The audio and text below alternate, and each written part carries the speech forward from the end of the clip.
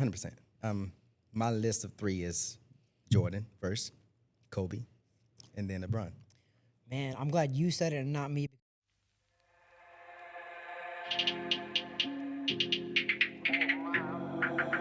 Who am I? I'm the greatest.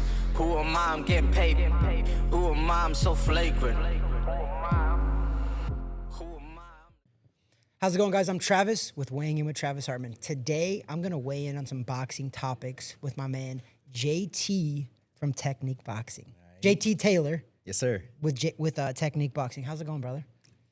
It's going lovely, man. I appreciate you sitting down with me. We're recording on a Sunday right now, which is why I'm rocking out a Kansas City Chiefs jersey. My dad will not be proud at all of me right now. He's going to be actually very sad.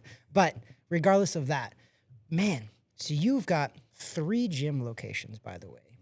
You have Winter Garden, Claremont, Mineola, and then you have Cocoa Beach, which you just opened. Yes. Congrats on that, by the way. I appreciate it. Because I know running a gym is very difficult, especially a public gym. It's a very difficult thing. Like, you have to be very business savvy for that stuff. But I'm going to back up really fast because you're training Mike Perry for a bare-knuckle fights October 4th, I believe it is, in Newark, New Jersey. I actually have some questions about that. How is it going from, you're a boxing guy with gloves, with pillows, what Mike calls them sometimes, but how is it adjusting that training regimen to training a guy with no gloves, essentially? It's pretty much the same training. The only difference is the strategy more so. Yeah. And the conditioning. The conditioning, the knuckles, you got to be conditioned. Because obviously when you're punching with bare fists, it's easy for you to break your hands. If you're punching wrong, a lot of things go along with that. So Mike's undefeated in bare-knuckle boxing. How has he not broken his hand after every single fight? Me as a boxer, we break our hands with gloves. You know this. Like, you break your hands with gloves on and wraps and all. How does he not? Has he figured out the technique, or has he broken him quite a bit? It's not broken necessarily. I mean, obviously a little bit of bruise and stuff like that. When we fought Julian Lane, now that was our first fight. Obviously, that's the first time really learning the sport because both of us was fresh, brand new. Yeah, I call ourselves basically freshmen at that point. Yeah. His hands was swollen, very badly.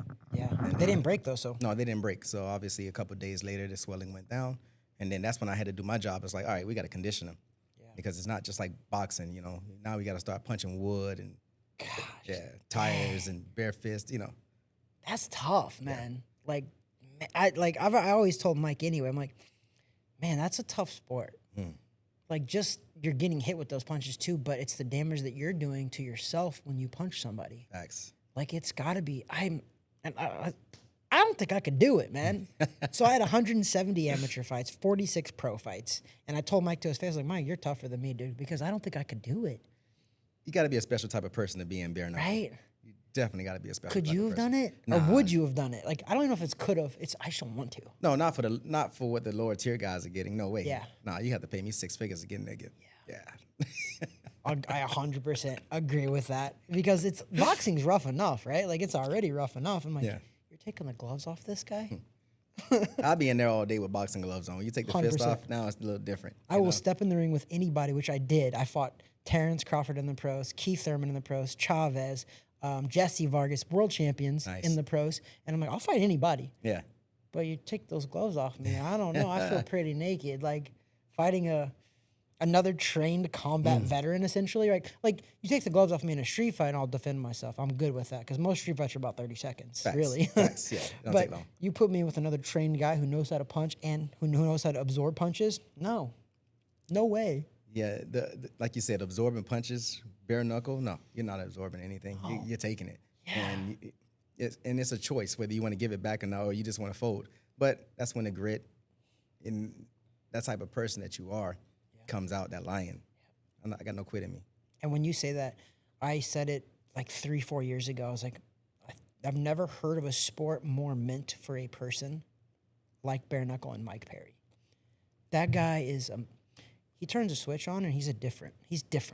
As you know this, you see him intimately, obviously, but he's different, no? Mike is a warrior. Yeah. He's I always say he's a different specimen. He's not human, man. I really don't. No, he is a different creature, man, because, I mean, even with training, it comes with everything. Mike is Mike. Mike is Mike in the ring. Mike is Mike out of the ring. Yeah. And he's easy to deal with. A lot of people think he's hard. He's not. Mike is so chill, so calm, but he got that button. Yeah. And it's easy to trigger it. Yeah. You know, that's, They say how you do anything is how you do everything. Yeah. And I think that sounds like Mike. Like he 100%. gives you 100,000,000% every time. Yeah, he just a dog, man. Yeah. I mean, there's no other way to put it. Yeah. He is that guy. You don't want to be in a bar fight with Mike because he won't stop till he finishes you. Yep. You know, so it's just, yeah. Man, so my very first ever bare-knuckle fight that I watched was him when he fought Michael Venom Page, right? That was over in England, wasn't it, I think? It was hard for me to watch. It was a war. It was. And I told Mike this. I'm like, Mike, I don't like watching it, man. I was like, I support you 1,000,000%. I don't like watching it. So when I watched that, though, this is what I told him this too. I was like, when I watched that MVP fight, I was like, when the decision came and they said it was a draw and they're going extra, I go, it's over. Mike's winning that fight. Like that other guy, I know he knew that too. As tough as he is, which he's a phenomenal athlete and a phenomenal fighter too. Yeah. But I was like, dude, when it's going into extra, like you're done because you're gonna have to kill Mike Perry, and you're not fit for it right now because they just went a whole fight.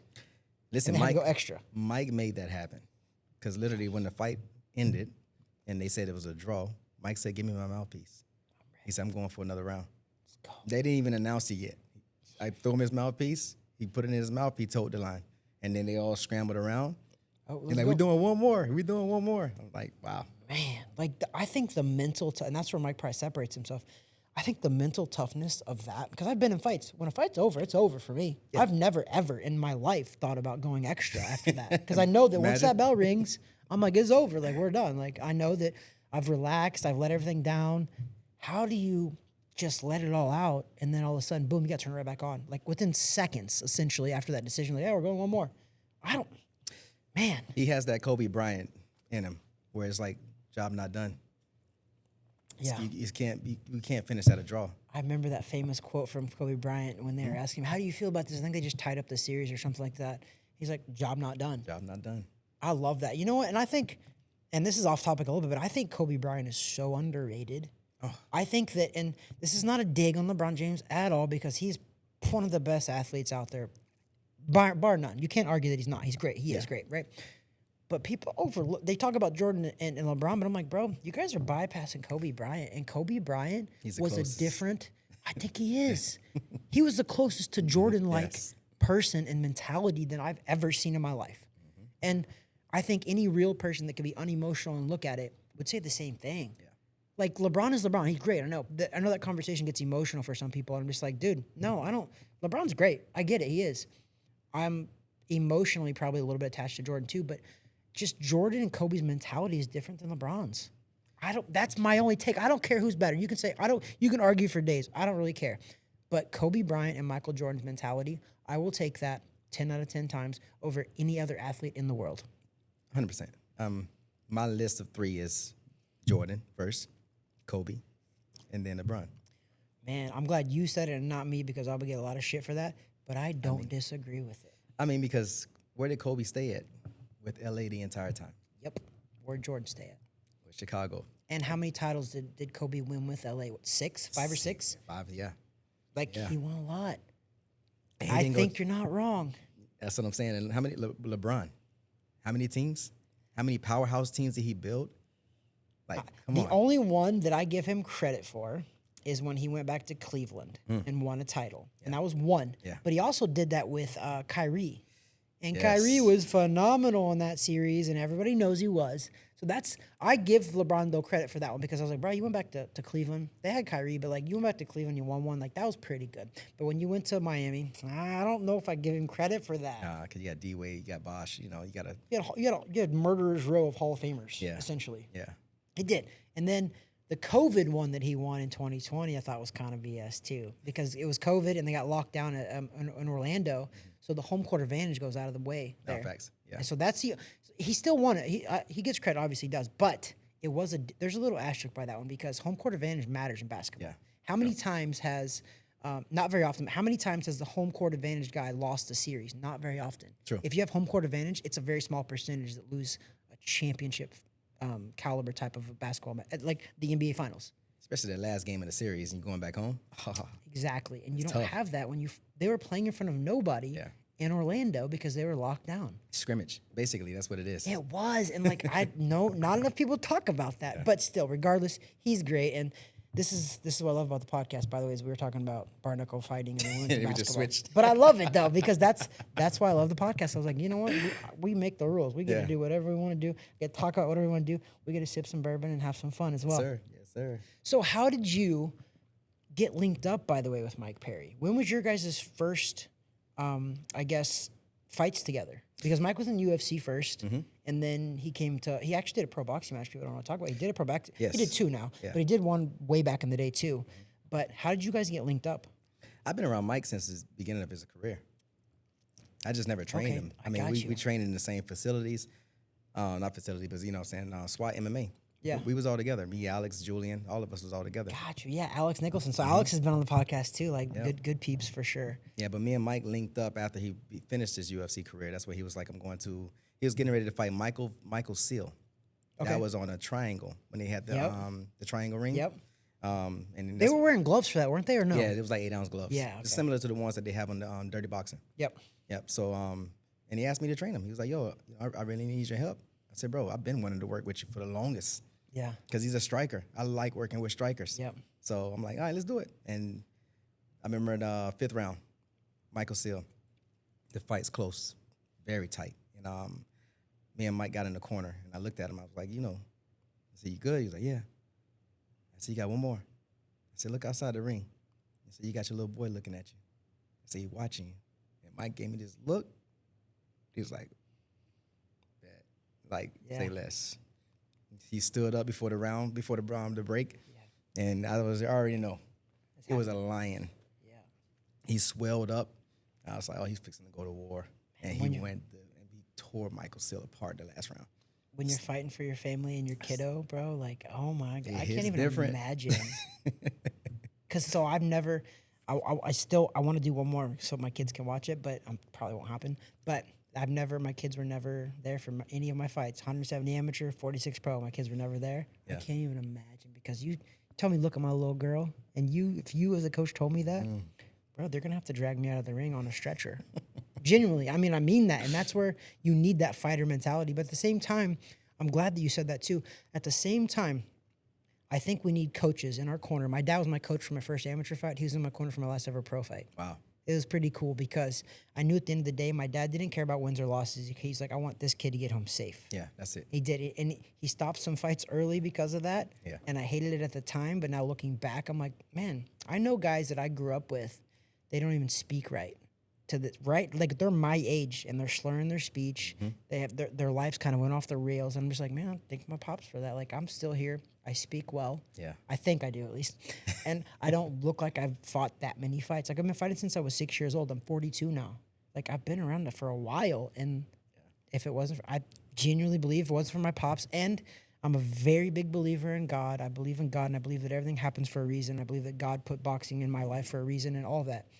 And yeah, man, I think that a guy like Mike Perry, sometimes, let me ask you this. Sometimes do you feel like you have to protect Mike from himself sometimes? Oh, yeah. Or have you been in that position yet? Yeah, I was just in that position. Yeah? I love Mike. I mean, me and Mike like brothers. You know what I'm saying? He's like the little brother that's wild, So sometimes it's in sparring, he might get cut. And Mike is a shark. When he sees blood, he's like, oh, it's on. It's a wrap. And I'm just trying to protect him. You know what I'm saying? I'm like, no. It's just training. I'm just training you. I'm just trying to protect you. Just trying to make sure you get where you got to go. You know what I'm saying? So you can get to who you really want to get to. Yeah. But yeah, I've been in that position a lot. Plenty of times with Mike. Yeah. I'm used to it. You Yeah. know? You know what I'm saying? So we have that relationship where we just look at each other and be like, all right, very good. I mean, I think that's especially in that position. You're talking about bare-knuckle fighting. You're talking about any kind of combat sport, but I think especially bare-knuckle, I think you have to have somebody in your corner that cares about you as a person. Yeah. Not as a free ride, not as a money guy. And that's what I love to hear, that you have a good relationship with him, because I genuinely like Mike too, and I care for Mike more than he probably even knows, because I don't want anything bad to happen to that man. Exactly. Because he's got a family, he's got 2 kids, he's got a wife now especially. So I I'm glad to hear that you're in his corner because I think it's important, man.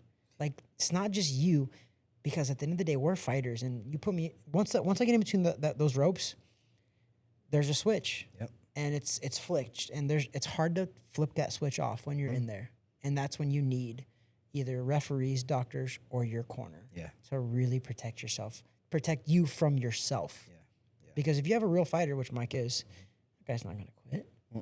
He's not quitting. Mike would probably try to strangle me if I was to ever throw any kind of towel in the ring. Mike is one of those guys, like, he wants to die on his sword.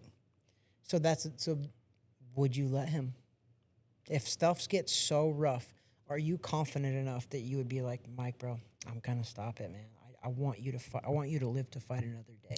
And I'm not predicting that. I don't want this to ever happen. Yeah, of course. But I'm saying, are you in a position where you confidently can be like, you know what, I can look past all that. I can look past Mike being pissed off at me if it saves his life. Yeah, of course, 100%. I mean, I'm gonna protect him no matter what. The good thing about Mike is I don't have to worry about that. But if it ever was to present itself like that, if it would have to be really bad, because I know how tough Mike is. Mike would have to get hurt severely. Yeah. You know, and then it'd be like, all right, I done seen enough. You know, I'm not gonna allow that to happen. I want you to go home to your family. You can be mad at me all you want. Yeah. We can cut ties, but I can say that in my heart, I protected you. I made sure you was good. Good, man. That's the answer. I love that, because that's the truth and that's the answer. And I know that Mike's in good hands. Not that I questioned it ever, but I'm just saying, like, hearing it out of your mouth now, I'm just like, I love that, because a lot of people around Mike are good friends with him. We just know he's an animal. Yeah. He's got that dog in him, and I'm afraid that we're gonna carry him out in a stretcher one day, and he wants that. If it comes to that, he's fine. He is, and I'm like, man, I know this, but boxing, any kind of boxing, is tough. People, I hate saying this, nobody likes to talk about it, but fighters die in the ring. They do. A lot of them do. It happens. Yes. And we shy away from talking about it, but it happens. More often than none. I mean, like, there's a lot of things that happen that people don't talk about. Yeah, and there's a lot of stuff happens, like, in Japan and overseas. Like, just recently, like, 2 guys. Did you know that? Yeah, 2 back to back, boxers, same card. Same night. I've never heard of that. Yeah. That makes you want to question the gloves. Like, it makes me question a lot of stuff around that scenario, because I know boxing. I've been around it long enough, and I know that something was off. Like, something had to be off. You know what I mean? Like, it doesn't just happen like that. Because, yes, deaths do happen in the ring, but they don't happen as often as you would think, but they do happen. In the whole world, they happen a lot. Yeah. But twice in one night? Yeah. That's a 1 in a billion or more chance. Probably more than that. 1 in a trillion. The same card blew my mind. I was like, hold on, what? Right? 2 guys died? I'm like, I need some autopsy. Tell me exactly why they passed away, because I question that hard. And the doctor needs to be questioned as well, because how did he approve it? The whole commission. Yes. Right? Like, the whole commission, like, if there was something going on with these guys before, and that's, honest to God, that's genuinely what happens. So I have one instance in my entire life where I knew a guy. His name was Randy Carver. This guy was a world champion amateur boxer, undefeated pro boxer. I think he was like 13, 14-0. He fought in Kansas City, Missouri on TV. It was for like an NABF title, which is like a top 15 ranking in one of the major belts. And I was there. And I knew this guy since I was like 8 years old. He was so I won nationals 3 times in the amateurs, and he was there for like almost all of them. Wow, that's good dude. But he passed away after a fight. He was like 28 years old, 27 years old, undefeated. They were really. He was built for this. He was like 165. I think he was a super middleweight to super middleweight. But anyway, he passed away. Randy Carver, rest in peace. Guy was a great guy, phenomenal person. But come to find out, going into the fight, he had weight drained himself so much that he was dehydrated going into the fight. The guy was hitting him with rabbit punches in the back of the head for 8-9 rounds. And in the ring, he ended up going down after like 8th or 9th round, maybe even 10th round. I can't remember. I try to forget this stuff. And then he ended up passing away shortly. Like, he obviously got knocked out in the ring, went down, was acting super funny. It was weird. Yeah. They rushed him off to the hospital. He passed away. Man. But again, there was a lot of stuff going into that. He weight drained himself. He took so much water from his brain that literally he was dehydrated going into the fight. When you're dehydrated, it doesn't just affect your organs, it affects your brain. Big time on your brain. Yes. Is what the whole main factor is. And that was why I'm bringing it up, is just like, there's a lot of other factors than just the boxing match that go into people when they pass away. And it sucks either way. But now I hope that we've learned from a lot of that stuff, and we have a little bit, but still you see people getting weight drained. And you have actually an example of a fight just recently where you had to pull your fighter out of it because the guy came in overweight. Yeah. and he was probably weight drained too. And you know what? Looking at it now, you might have saved the dude's life, because even if you would have went through with that fight, this guy might have tried to kill himself even more to make that weight and then get into the fight. And then you see a tragedy. Yeah. I mean, So maybe you saved the dude's life, man. You don't realize it. I don't know. I'm gonna make sure I protect my fighter. I'll tell you that much. I'm saying. Yeah. Like, I mean, that was the goal, obviously, clearly. But yeah, man. But you're right, though. You're right. It's just crazy when you think about that stuff. I mean, pro boxing, we need a little more regulation. Do you think that? I think so. I mean, the concussion protocol, making sure that a lot of these guys spar too much to me. Let's start there, Let's talk about that. So that's the reason why I like doing this, and that's why I'm traveling. We're here at Technique Boxing, right here in Winter Garden, speaking with JT. I love this coach's type of corner thing that we're doing here. What's your opinion on how many rounds and how much sparring a fighter should be doing? So like me, what I do with my amateurs, they spar at least 4 to 6 rounds once a week. When we start getting closer to the fight, we might do it 2 days a week. But in the beginning, when we're just training and we're far out, 1 time a week, because we're just sharpening the tools. We work and training, drilling. The drilling that we do is specified towards sparring. You might have a headgear, you might have a mouthpiece in, but it's light. You get used to the movement, because boxing is all the same motions. It's just who does it better, But yeah, I mean, once a week is good enough for me. For me to be able to assess and make sure you're good. Yeah. My fight is going to be brain healthy. Yeah. With the career, after the career, everything, so. I love that. So I have one of my fighters here, Iowa, and I tell them that all the time. Like, listen, right now we spar once a week. Once, actually right now, because we have nothing scheduled, I spar once, and then we don't spar until the following. Every other week we spar. Yeah. And that's it, because I'm like, and some of the kids are always like, I want to spar more. I'm like, cool, you do. But I was like, we have no fights scheduled. And I promise you, I know this from growing up and seeing, I've been in so many sparring camps as a pro and an amateur that I know for a fact now, we know this more about concussions, is what really hurts people is not that first concussion. It's getting a concussion on top of a concussion on top of a concussion, not letting your brain heal. And in sparring, you don't realize that you can get a concussion in sparring and not even realize it, especially nowadays. They say as soon as you see stars, you got a concussion. I'm like, I look back and I'm like, wow, I probably had a lot then. I never had, and this is why I tell everybody this, so I've never had a diagnosed concussion in my whole career. I've never been knocked unconscious ever in any of my fights, ever. Not one time. I've never been knocked unconscious. Thank God. I knock on wood every day for that, for sure. But I've seen stars a lot, not just in fights, in sparring. Yeah. So I'm like, man, I probably had a lot of concussions, actually. A couple mild concussions for sure. Right? Yeah. Like 100%. But I love to hear that you say that, because I think that the health of a sport, it matters from the coaches and starting at the amateurs all the way through. And that you're doing that with your amateurs, man. I'm telling you, I love that. You're, not even you, all of us, we're ambassadors to the sport, essentially. And you're a coach, man. You have a lot of control over these guys. You have these guys look up to you. Like, you're coaching pros, you're coaching high-level dudes as well as amateurs, which, by the way, I love that you're coaching amateurs too. I think that's amazing, because we need that in the sport. Yeah, 100%. But I think that what you're doing with the sparring, I 100% agree with it. Yeah. I mean, my guys know I'm here to protect them. If they're in a sparring match and they get hurt, immediately I'm like, come here. I mean, if you get dropped immediately, your sparring is over. Oh, come on, coach. Come on, coach. Nope. Go hit the bag, or just go shadow box. Just light on the punches and stuff like that. But you're done sparring. See, JT, I knew I liked you, and we hadn't even it's like I'd known of you for a long time. We've never really had face-to-face interaction, honestly, really, right? Like, I've seen you around so much, like, for a long time, but we've never actually had a conversation.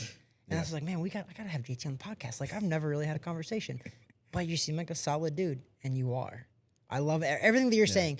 Even if it wasn't what I agree with, I would still listen to it, but it is, and I agree with it, man. I mean, I think that, gosh, I love boxing. I'm a huge boxing fan. That's why I do the podcast, and that's why I have people on the podcast that normally probably wouldn't get this platform, but I love helping out in the area, the local pros coming up and all of that. I just love doing this. And plus, selfishly, I love talking boxing. Hey, ain't nothing wrong with that. I'm a fan, man. Like, I'm just a big fan. So I'm going to take it back all the way back to like a beginner level type. So you run 3 public boxing gyms. Is there, and you have trainers that work for you as well, but so they've obviously trained through you and under you too. what is some of the first steps that, let's just say a person's never done this before, which, by the way, boxing is for everyone. And I talk about this 100%. all the time. Yes. You don't have to compete. Fine. If you don't want to get punched in the face, fine. That's okay too. But I promise you, boxing is for everyone. So when somebody comes into your gym, let's just say some 25-year-old, never boxed in his life, and he's just like, I want to learn boxing. What's some of the first steps that you walk them through? Footwork. That's, to me, I mean, anybody can throw a punch. Anybody. But can you move your feet? You know, you can move your feet and make people miss just by moving your feet the right way. So I'm very big on footwork. Yeah. And obviously, just technique is the name. So technique, you know, I know, that's technique. 100%. I'm big on technique, but I'm big on the footwork, big on movement. Your footwork sets your punches up, range, distance, everything. So if you first walk in, I'm gonna throw you on a jump rope. I'm gonna see if you got coordination, any kind of coordination. If you lack coordination, then I'm gonna slow roll it, jump, swing the rope, jump over it, swing the rope, jump over it. Even if it just touched your toes for you to step over it. Yeah. Then just basic footwork, in and out, in and out, in and out. You might do that for the first hour, Yeah. and then you're gonna be looking for more. 100%. It's addicting. I'm telling you, I've told everybody this, and I promise you they understand it. I, myself personally, I will do boxing for the rest of my life. I actually like the workouts too. Yeah. I think they're phenomenal. Yeah. I promise you, to this day, I'm not one of those pros. There's a lot of pros in a lot of different sports where they're like, they want nothing to do with their sport when they retire. They're like, this is too much. I'm done with it. I'm happy. Not me. I love this sport, bro, from like the bottom of my soul all the way up. Like, I do. I love the training. I think it's phenomenal. I think it's great for literally all ages. I train kids from as young as 5 years old to I have 60-plus-year-old clients. Same. And I love that. I see, actually, you know what's really cool? I seen something on one of your Instagram videos. Yes. And we'll tag your Instagram on here too when we post this video. But Parkinson's patients. Yes. And you know what's really cool about that? I don't know if you know this or not. So I train a doctor actually from Winter Garden. He has his own clinic here in Claremont, actually. He has a clinic here. It's a Baltodano Clinic. Me and him have been working together for the past almost 2 years. There's a Parkinson's study with med students at UCF that I've been working with where there is studies that show that boxing workouts slow the progression of Parkinson's. I've made videos and I've done all this, and you work with them too.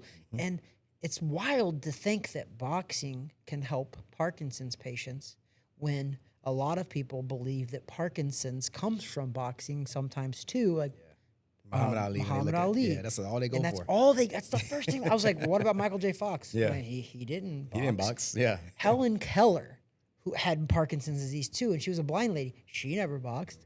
So like, I don't know that Muhammad Ali specifically came from boxing, but they're going to attribute that. It's fine. It's a brain problem for sure too. So maybe it did. I don't know. Maybe it didn't. Yeah. I don't think we really know. But what I do know is that there's a lot of studies that are still ongoing that show that boxing workouts help Parkinson's patients. Yeah, it slows down it, obviously. Obviously it can have a cure, 100%. to completely stop it, Yep. know. But the biggest thing I've learned actually being with my Parkinson's people is like, it's the will to not quit. It's a fight. You're fighting every single day of your life, So when you boxing, it's a fight, and then Oh yeah. it's tough. It's something that you deal with. I mean, my oldest client is I want to say 90 years old, Jack, and Jack has been with me for 4 years, Let's 4 or go, 5 Jack. years. Let's go, Jack. And I love Jack, to hear that. Jack won't quit. He comes every day.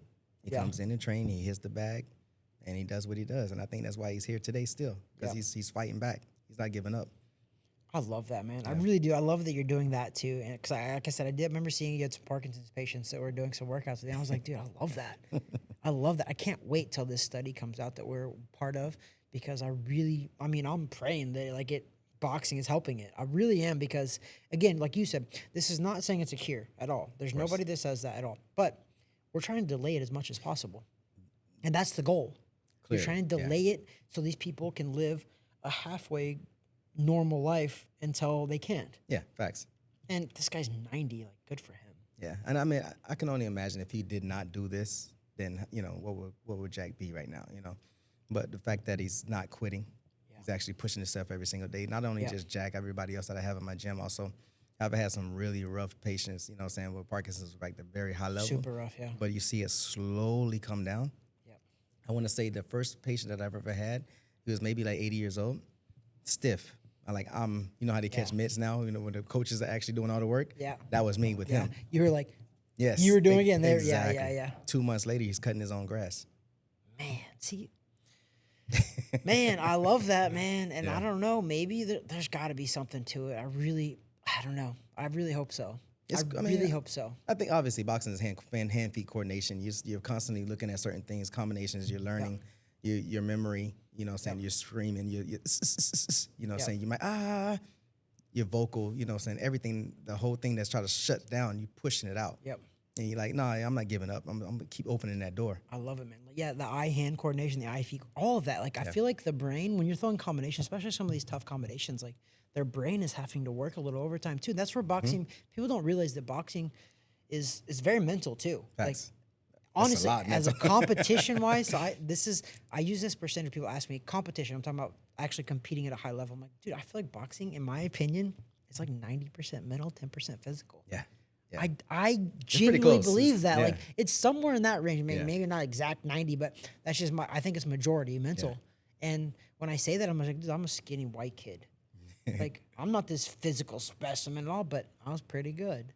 Like, Never judge a book by its cover. right? Like, you never most know. people see like, this guy's like, no way, he's tough. And like, I don't care. I don't really care whether you think I'm tough or not. I don't really care. Yeah. I fight, and I fight because I love it, not because I want to pretend to be tough. You know what you're capable of.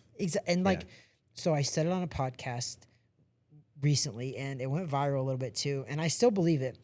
And I said that I think everybody in their life should spar at least once. I think I saw that. I saw that. And to see, and I mean it too. Like, even if you don't want to, I think one time is okay, because it shows you the damage you can inflict on somebody, and also the damage they can inflict on you, and how you feel doing that.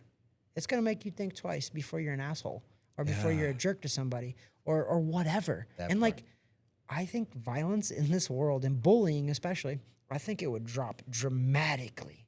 Yeah, I think anybody that's getting bullied, I think they should just bring their bully over to us. 100%. You're like, okay, you want to bully him, so I'm gonna give somebody smaller than him. Yep, that can fight. And we're gonna see what you can do with him. Since you want to be the bigger guy, Yep. I'm gonna give you a smaller guy. See if you can be the bigger guy against him. You know what? If we could somehow get the bureaucrats out of the way, I think that high schools and grade schools and all of that, what you just said, give me a bully. And then once he gets in trouble for doing some bullies, send him over to my gym. I know that like there's some ramifications for that, but I think the bureaucrats should get the hell out of the way. And I think that if you brought a kid to my boxing gym or your boxing gym, I promise you he would be a better person by the time he left. Listen, you're 42, so you're same age as around me, right? Yeah. The principal with the paddle in the room when I was in elementary school, there was no bullying. The principal was the bully. Because you were allowed to paddle them. You already know, you know. So you're like, let me not even try this kid because I don't want to have to deal with the person at the top. Yep. So, you know, we went away from that. We got a little soft. We did, man. And I think I think we are. I always say we're soft like Charmin. There was Charmin toilet paper. We're soft like Charmin right now. Yeah, there was a video I saw of it was this Asian kid. He was had his legs spread on 2 sticks that was standing up, and he had him I don't know if it was his dad or his sensei, but he had him squatting down, holding the stick, screaming, and then it clips off to one of our kids screaming because he lost his iPad. I'm like, we in trouble. Yes, we are. We are in trouble. We are in trouble. Oh my gosh, we're so in trouble. You're not wrong about that by no means. But you know what's crazy is that you're right. But also, it's parents that are our age that are doing it, not the kids. Exactly. You think about that, right? You're right. Like, you're a parent. I'm a parent. Dude, my kids they're young, but they don't have iPads. 0 iPads, 0 iPhones, and they're not going to get them for a very long time because my wife is on board with it too. That's what's up. And it is. And I'm like, I'm not judging your mother does it. You can parent however you want to parent. Facts. But I'm telling you that the iPads are making us weak. When you have your kids, send your kid outside. Let him go play in the grass. Let him go play in the creek. Let him go do some. There's a guy that I follow and I love, and you've probably heard of Jordan Peterson. He says you have to let your kids do dangerous things carefully. Yes. And that resonates because it's tough. As a parent now, it's tough because I used to do crazy stuff. We used to go out in the creeks. Like, I live in the country. I'm from a population 400 town in the middle of Missouri. Nowhere. It was an agricultural community. we would go out in these creeks, these random creeks that I probably could have drowned and died in. My parents didn't know. They know now, but they didn't know at the time. Yeah. Me and my buddies were going. We were camping on these railroad tracks. There's no railroad there anymore, but it's like old railroad tracks. We're camping and swimming in these creeks and just doing crazy stuff. But I'm like, kids don't do that anymore. At all. And I think it's because of parents like us that we saw we did that and we automatically like we shouldn't have done that. But I'm like, no, I actually think that we should do similar things. You need a little bit of pullback too, for sure. Like you need a little bit of a focus there. But my kids do some crazy things right now, but we're there. I have a jungle gym in my front room and my kids do rock climbing in my front room. Awesome. My 17-month-old is climbing a rock climbing thing and I'll do videos of it and parents are like, oh my God, what are you doing? I'm like, I'm there. There's also a pad at the bottom, but two, I try to stay back because I don't want them to be worried. Of course. Kids worry when you worry. Yeah. Right? Like kids give you back what you give them. Yeah, you got to let them be adventurous. You do. Yeah. Like, do dangerous things carefully. And that would, in my opinion, my little kids were climbing stuff all the time, and it does freak me the hell out. It does. Yeah. And like I struggle with it, but I'm like, okay, I'm there. And if I have to dive to catch them, I will. But I'm trying to hang back enough where like they're doing it on their own. But if I have to dive to catch them, I will. Luckily, I haven't yet. But you gotta let them do that. Yeah, they trust you, but you don't want them to always look for you. You know, you want them to kind of like be able to trust themselves as well. And you have older kids too. So you have older kids, you have younger kids. Mm-hmm. How have you navigated being a parent and having to deal with that too? Oh man, like my son was the more daredevil. He's a 21-year-old right now. And I mean, he just loved to do whatever he wanted to do. But I was that kid also. So I was like, go ahead, by all means. You want to take the training wheels off the first day? Go ahead. That's what it is. You know what I'm saying? We're going to put some knee pads on and some helmet on. But why not? If you fall, get up and do it again. Don't cry. Because this is what you wanted. I agree. It's tough. My little girl's, she's going to be a savage. Like she is. Like she's falls down. She has two little brothers that she just today. I have a boxing gym out back of my house, so my kids get to see it all the time. Isabella comes out there literally for 3 years. She comes out to my gym. She sees people boxing all the time. She goes and picks up the gloves herself, puts them on. But she punched one of the little twins today, and like I was actually proud, but also like can't do that. But she turned that punch over and like landed it so clean. I'm like, that's a proud dad moment. You see my wife over here looking at me too, like, but I was like, yes. But also, why'd you punch him? Like he wasn't doing anything. Yeah. She just slugged him. I'm like, hey, you can't do that. But also inside, I'm like, I'm like, she's almost 4 years old. I'm like, yes. I need my little girl to be strong though too, like, but not against your brothers. Like your brothers are on your team. Like you gotta relax. She doesn't know that yet, but she will eventually. But I was so proud. She's showing her alphanism right now, you know. And that's what my wife says too. She's like, because my little girl, she's a little bit this is crazy, bro.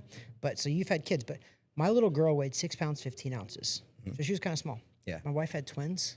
The twins weighed 7 pounds each. Each. My wife grew a 6 pound by herself, and then now she grew 2 7-pound kids. And I'm like, she's a rock star. Like my wife's a rock star, right? I gotta salute to her. That's 14 pounds of a baby, and I'm like, how did you do that? Like Isabella was 6 pounds 15 ounces. How the heck did you grow 2 7-pounders? Like, how did that happen? Yeah, I still don't get it. Like, I don't get it, man. So like my little girl, I think she sees it and knows, because like one of the little twins is literally 27 pounds, and Isabella's 31 pounds, and she's almost 4. Oh, wow. Oh, they're going to be big. Yeah. So it's weird. They're twins, right? Yeah. They don't look nothing alike. They're fraternal, but they look nothing alike. They act nothing alike. Mm-hmm. One of the twins weighs 5 pounds more than the other one already. I have twins like that in Mineola. Isn't that wild? That's wild to me. I'm like, sometimes I look at my twins, I'm like, I don't even feel like you guys are brothers. Yeah. Their personalities are different. Their structure is different. Even one of my twins is like darker colored.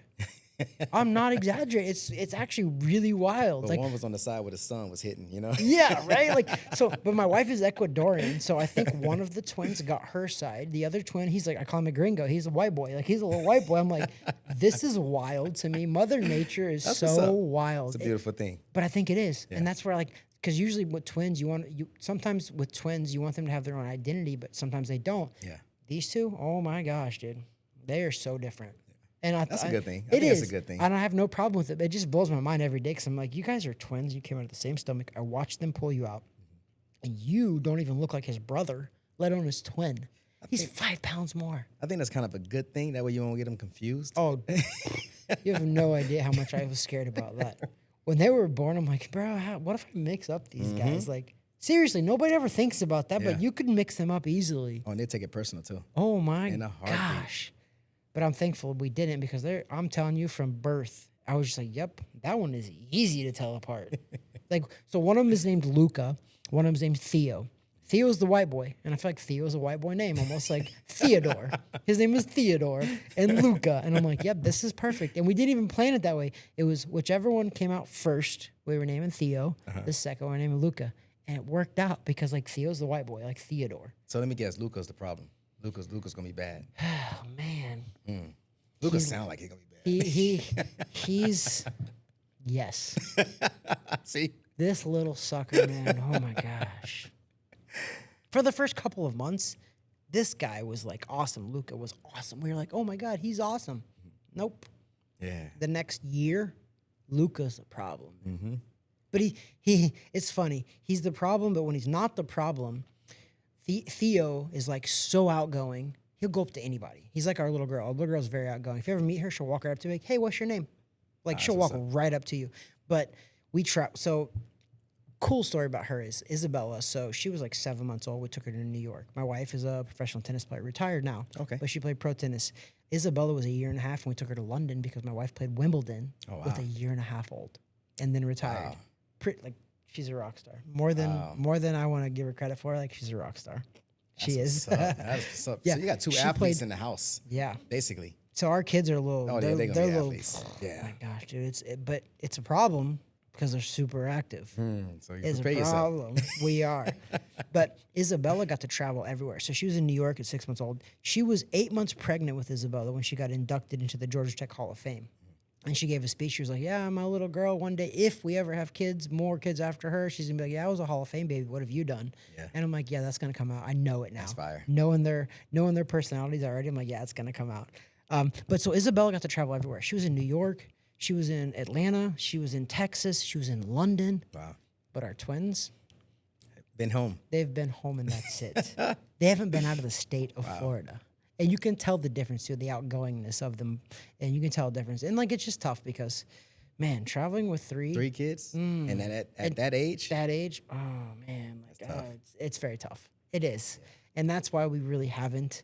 We've been pretty grounded, but also it is what it is. Like everything happens for a reason, and they're healthy, so we're happy about that.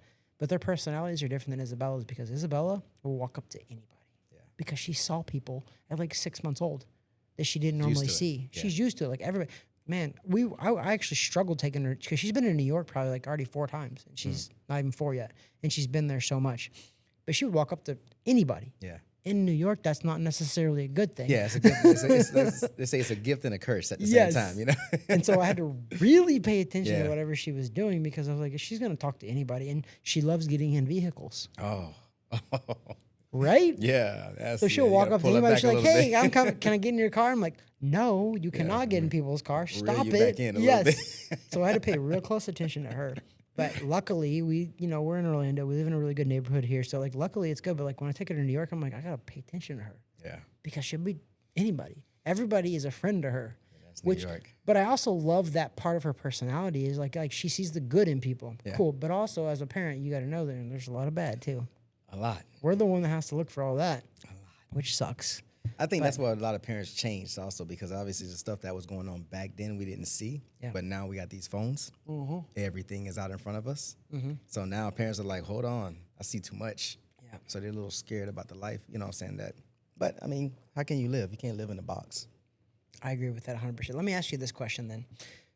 So I've noticed this for sure, and I think maybe you have too, but you touched on it a little bit. Do you think the world is overall, for the most part, any different than it was 10, 15, 20 years ago? I think it's exactly the same. The only difference is the fact that we can actually see what's going on now. I knew I loved this guy already. Like, I'm not joking. And I agree. I think that, listen, yes, do we see a bunch of evil, really evil, terrible stuff going on? 100%. Yep. But it was going on back then too. We just didn't see it. Yep.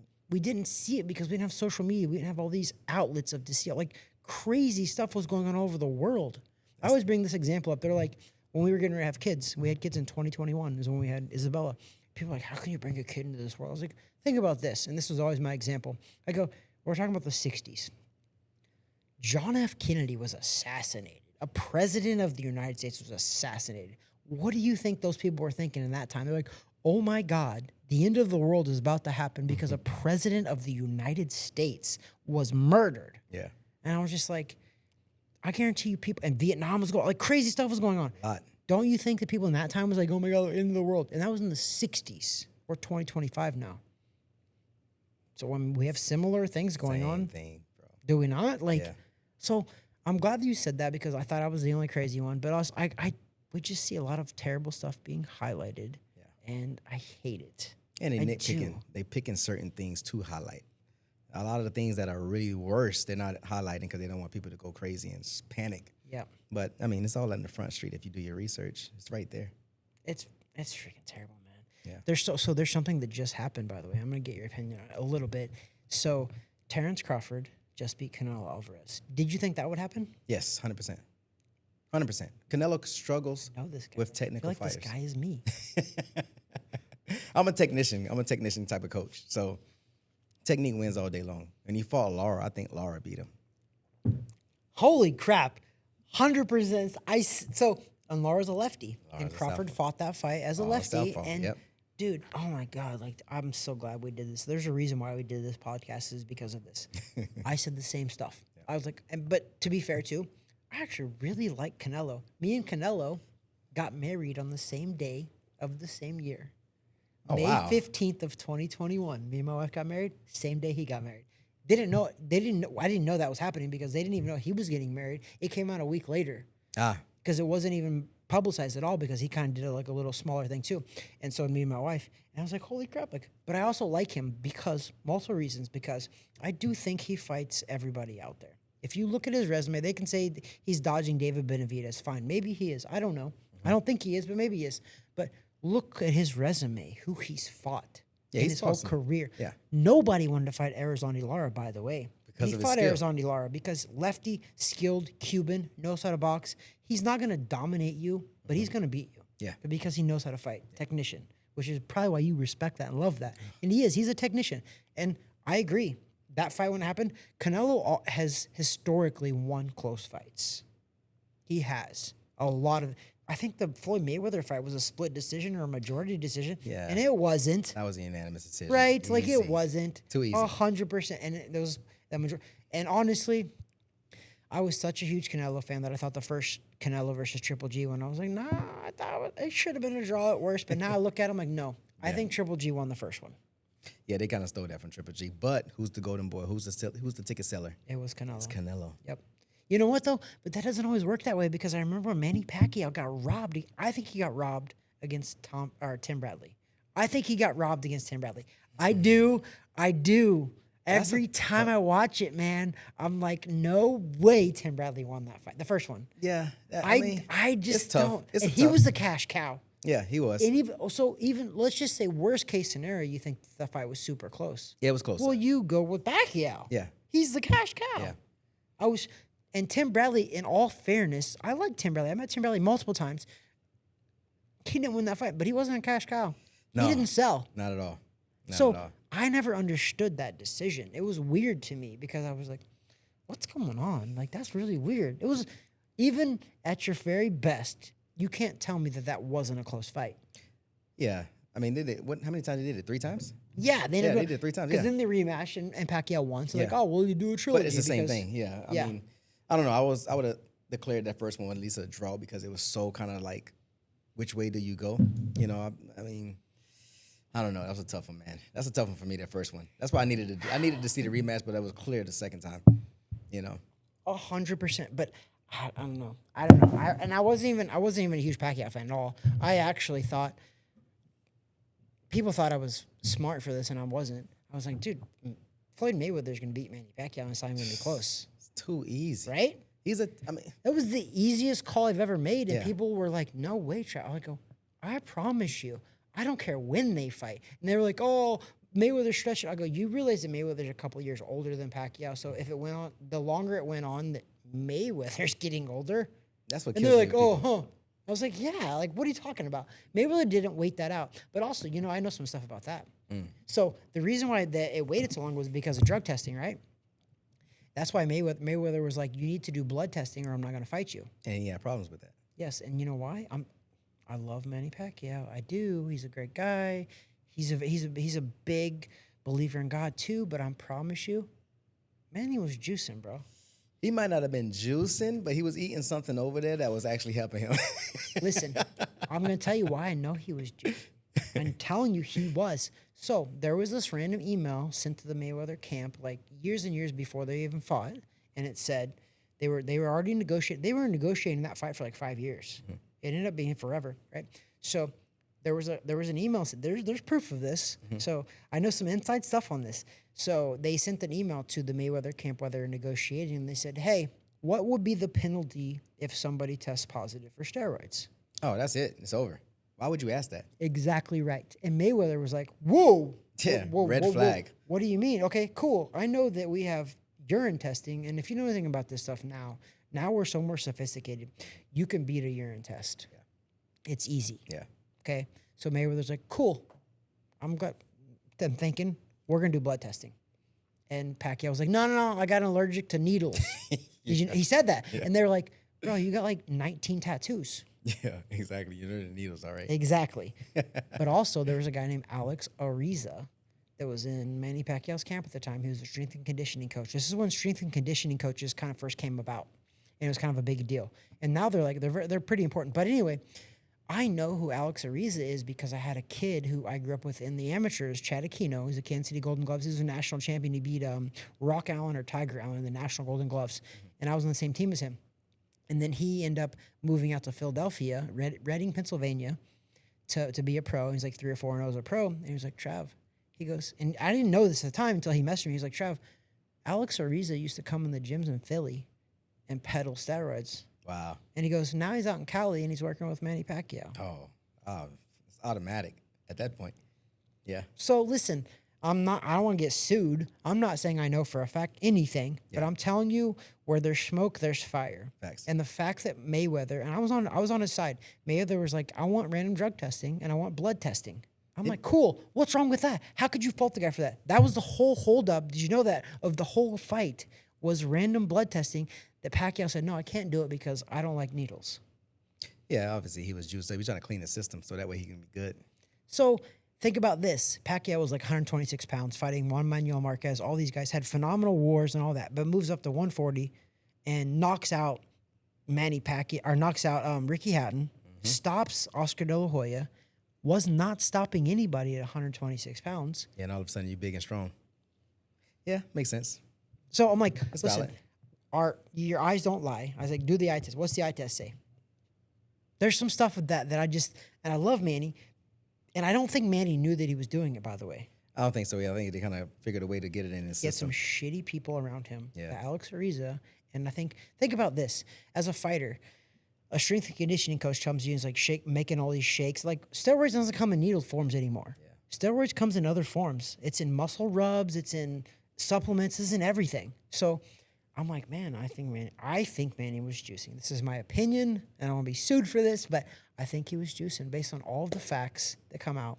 I'm like, I think he was juicing. So I understand Mayweather's reluctance to fight him unless he had random blood testing. Yeah, I mean, give him shit for that, but Mayweather was just getting older, so you would think the older guy would lose, right? But 100%. And I loved it that Mayweather actually stood on his principles there in that regard, where some people think that Mayweather is doing some stuff too that he knew how to get around the system, but I don't care. Whatever. His style, yes, he beats Manny Pacquiao 10 out of 10 times. It was a perfect style. Yeah. No? Now, question. Does he beat Terrence Crawford? Man, I knew this question was going to come up. That's the question to ask because, I mean, with Mayweather being out, I think he loses to Terrence Crawford.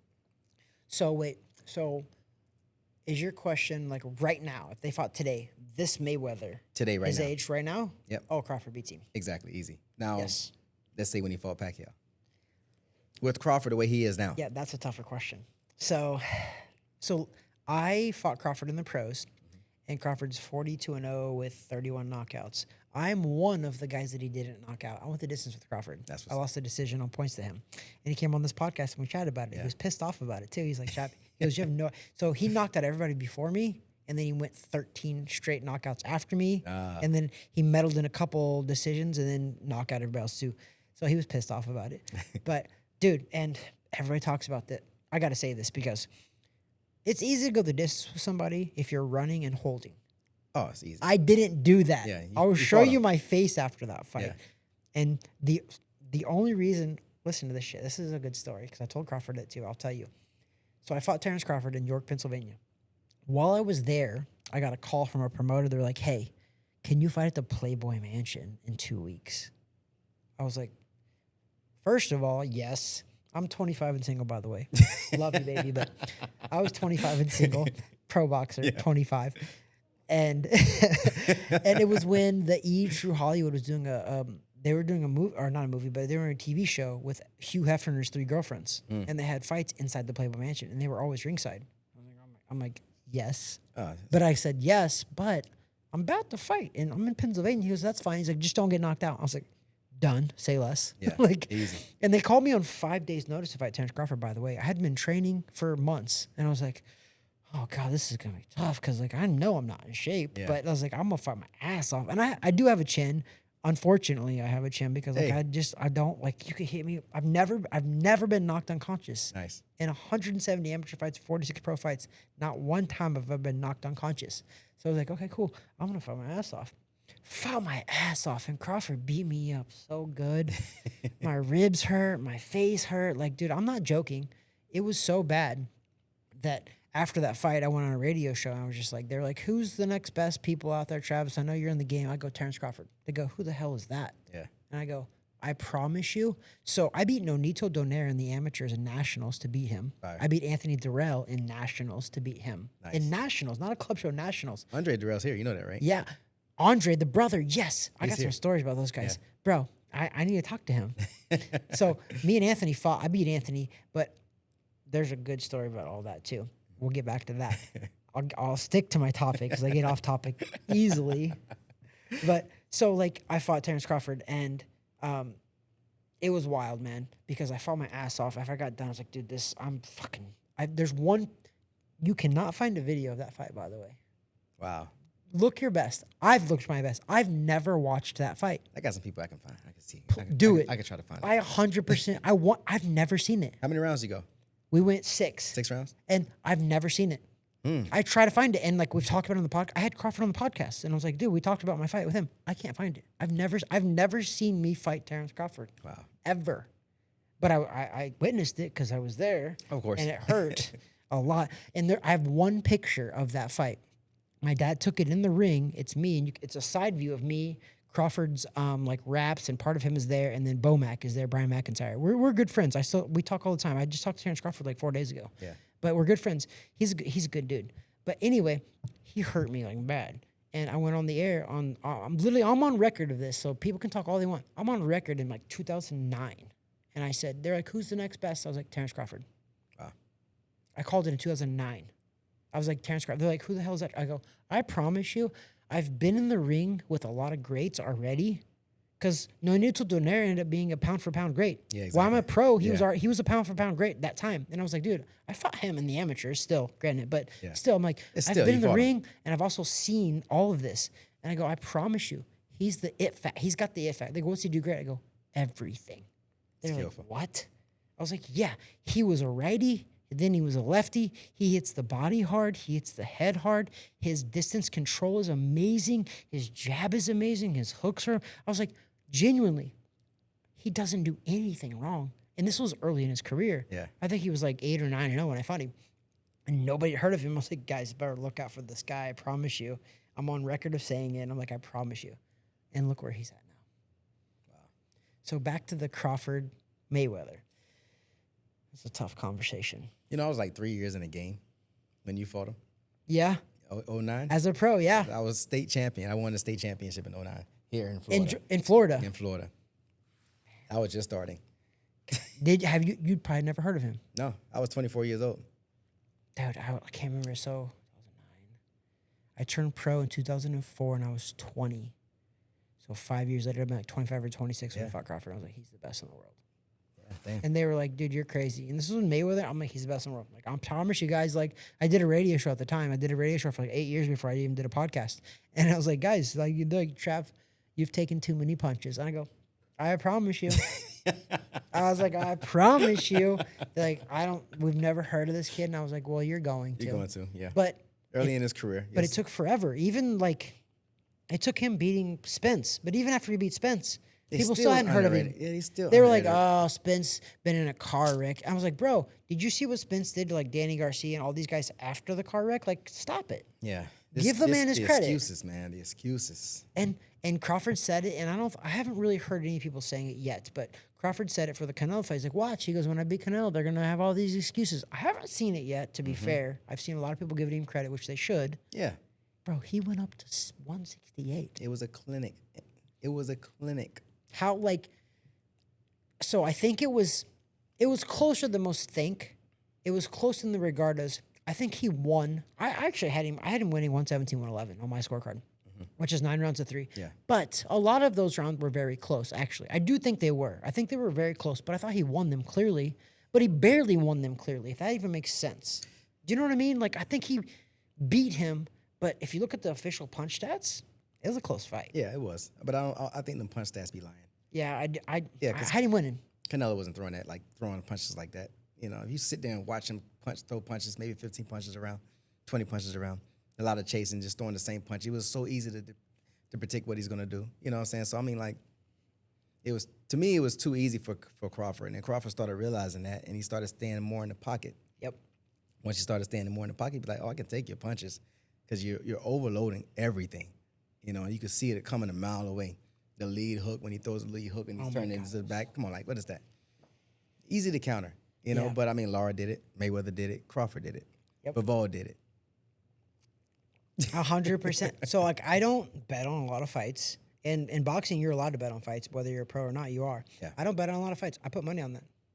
I went on Hard Rock because we live in Florida. Hard Rock is legal. Yeah. I bet on that fight. 100%. People were like, wait, I'm like, bro, I promise you. I'm like, I studied it so much. My initial gut reaction was, yeah, Crawford still beats him, but I was like, I gotta look at this because Canelo's good. Like, Canelo's good. He is. There's a reason why he's where he's at. He's a good. power puncher. He is. And if you really, really look, he's been outboxed. Yeah. Bivol outboxed him. Bivol outworked him. Yes. And honestly, a lot of the fights, I go back as far as this. Amir Khan. Yes, until he got clipped. You know Amir He Khan was was winning boxing the him. whole fight for 6 or Yes. 7 rounds. Yes. And we always know that we're waiting for Amir Khan to get clipped because you know he probably will. And Canelo's a big puncher, so like he's gonna clip him eventually. But like he was outboxing Canelo. Like it was nobody thinks about that. Yeah, but it was still giving Canelo rounds, even though, like, come on. What are you talking about here? Yeah, he was so much smaller Yeah. at that point too. And the thing about Canelo is, even though he was 168, and Crawford speaks about it a little bit, even though Canelo's 168, Canelo's a small guy. He's like 5'7" for that weight. Yeah, he's just wide. 168. He's 5'7". And Canelo turned pro. His first pro fight, he was also 15 or 16, I believe, but his first pro fight was at 139 pounds. Yeah. He's not a big guy. No, not at all. So when Crawford went up, Crawford knew what he was doing because Crawford's like, I'm like 5'9". Crawford's like, I walk around about 172 as well. So he's like, this is not as big of a jump as all y'all think. Yeah. Like he said about Benavidez. He said, what sense does it make for him to fight Benavidez? Benavidez is what, 6'2", 6'3"? Yeah. He's too tall. You know what I'm saying? What sense does that make to go up in weight class plus a taller opponent? Why? You already did what you need to do. Go back to where you're going from. That's 100%. So with that being said, then who's Crawford's next fight? Who do you think Crawford? Who does he have? Guy's a 3-time undisputed champion, which has never happened. I think he can sit back a little bit and let the other guys do. Boots needs to step up his game. Boots, he has to step up his game. He has to fight somebody that's up at that. You know, he can't just jump straight to the main guy. Yep. You don't. And get that's what that. he wants. Yep. But I Everybody think does because the money's there. Yeah, I think the same thing's going to happen with Spence. You know what I'm saying? Well, I mean, I think Boots and Spence need to square off. Let's see how that goes. I've also saw that Spence is back in training. Spence is talking about a comeback. Yep. So I would like to see that fight. Boots and Spence. Do you think Boots beats Spence? I don't know. That's a tough one, man. That is a tough one. I mean, I've never seen Boots in a situation where it's in a tough None of us predicament, have, you know? and none of us have. Boots hasn't even seen that yet. Yeah, exactly. So we need to see what kind of fighter he truly is. Fight somebody, So there's a local guy coming up too fighting. Erickson Lubin Yes. is fighting Virgil Ortiz. That's gonna be a good fight. And by the way, Lubin, we've been texting back and forth. He committed to coming on the show, bro. You got to come on the show still. But he said he would come on the show. Yeah, I think he's doing I get camp him. somewhere else. He is. Yeah. I'll do a Zoom with him. Yeah. That's fine. I'm cool with that. I want him in person, but I get it. You're doing camps. We understand. I'm a fighter. I understand that. Yeah. But you got to come on the show. But how do you feel about that one? That's 154, right? Yeah, 154. Lubin with a good camp, Lubin wins. Yeah.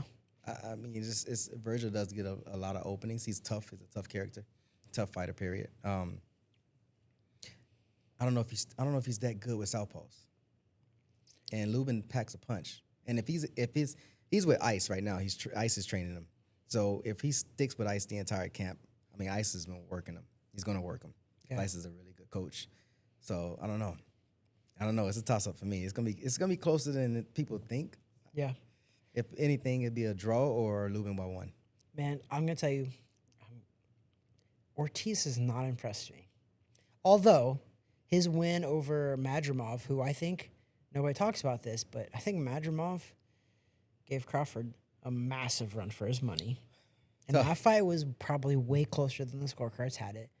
It was a close fight. Yeah. It was. Yeah, facts. It was not a good matchup for Crawford at all. And I really don't know why he took that fight, to be fair. I'm glad he did, but I think it was giving whoever. I think he was at that point. Was like, you know what? I think whoever you give me. He did. Yeah. And that's what I love. But also that's what I love about Canelo too, man. I do. I think I said it on the podcast too. I was like, honestly, if I'm talking about management wise, it's a stupid fight for Canelo to fight Crawford. Because if you win, you beat a smaller guy. Who gives a shit? Facts. Right? If you lose, but oh my God, you lost to a smaller guy. I don't know if it was a win-win for him at all, but I'm thankful that he did it because he dared to be great, and so did Crawford. Yeah. And I appreciate that in the boxing world. Of course, because I mean, these guys need to start fighting each other. Shakur needs to start fighting somebody. Like, I know I'm switching the subjects right now, but like, Give it to me. Shakur, you need to fight somebody. You need to fight a puncher that's your size. That's a technician also. Period. You chasing at the tank, but Tank already hurt you in sparring. It happened. And that's with 16-ounce gloves on. What you think he's gonna do with 8-ounce gloves on? Mm-hmm. Yeah, why you think Devin Haney's mouth shut about Tank? He ain't talking about Tank at all. He just Nobody says really. a little bit, but then he'll be like, I don't want that problem. He don't. Nobody wants that problem with Tank, so they hating on him, but he's fighting Jake Paul. He's chasing money, which providing for your family is number one, because at the end of the day, when this is all said and done, nobody gonna care. He gonna be straight though. Yep. But Shakur needs to fight somebody because I know he's part of Crawford's camp and everything. Yep. You know, they boys and stuff like that. Like he would never fight. I can't even think of his name. I got his name. Man, you know what I'm talking about. Does Bomac train him? Nah, he's not training by Bomac. He's not trained by Bomac. He just got into a brawl. His brother got beat. Charlo? No. Not Charlo. Young kid. I mean, he's like Shakur's like best friend. What's his dang on name? I can't think of his name. What weight is he? Same weight as Shakur, 135. He's the 135 champion. But he took a basically he's on a hiatus right now because his brother lost a fight and they jumped the guy in the back room. Kenyon? Nope, not Kenyon. Man, I'm gonna lose my mind if I can't figure this guy out. 135 champion? He's a 135 champion. But they say they would never fight each other. But why? I don't care how much friends you are. If you're the champion in this, you say you're the WBC champion, you're the WBO champion. Who? It's with a K. It's with a K. There's 4 world champions. There's WBO, WBA, IBF, and WBC. That's the 4 titles. Dang, what's his name? We're As soon as checking you our say fact it. checkers. But yeah, they say they'll never fight each other. But they're the best in their division. Why didn't I fight You him? gotta fight. Huh? Keyshawn Davis. Oh, Bomac changed Keyshawn Davis. Yes, you're right. Yeah. So like, think about it. Why won't they fight each other? So Yeah. you're gonna go around everybody else, Yeah. not everybody else, but you're gonna dodge each other. Yeah, they should fight each other. 100%. You gotta fight each other. I agree, and that's where boxing. I honestly, honest to God, I think it's coming back. I really do. I think it's coming back to where guys are not necessarily worried about that one loss anymore, because I think we are seeing some bigger fights now. But you're right. We still need to see some of these guys fighting the best. Like, come on. Like, Shakir, you've been around long enough. You've been around long enough, and you're skilled. Yeah. We're not doubting your skill at all. I think he's an amazing fighter. I want to see you in with somebody. Mm-hmm. Like, let's be honest. I want to see you, Tifimo Lopez, Devin Haney, Keyshawn Davis, Gervonta Davis. Yeah. It's too many. I'm gonna throw Ryan Garcia. I gotta throw it out there, but like all those guys, like let's see that mix. Like, come on, like that 135-pound division at one time was amazing. They all kind of moved up to 140. I'm like, come on, there's some blockbuster fights there. Oh, 100%. Like blockbuster fights there. But they won't fight each other. Now, But why they Teofimo, they're working a deal with Shakur. Yeah, They're trying to make it happen. I would love that. Oh, That's the fight. Yes. I think Shakur wins. I do. I don't think he wins in an exciting fight, but I think he wins. yeah. I do, but I want to see it. It's like we talked about this earlier off air. I was just like, dude, the fights aren't fought on paper. We can have our opinions all we want. They're fighting in the ring. Facts. It only takes one time to get punched in the face. How are you going to react? Yeah. Especially with another technician that's in the ring in front of you. That's different. It is. When you're the technician and you got a brawler in front of you, it's easy to pick them apart. But if you got another technician that can hit as well as you do, now it's not checkers no more. Now we're playing chess. See, I love that. See, I knew I loved this guy. You know. Floyd Mayweather used to always say it, and it's true. I was more of a thinker too. It was like he's like, I'm playing chess, you're playing checkers.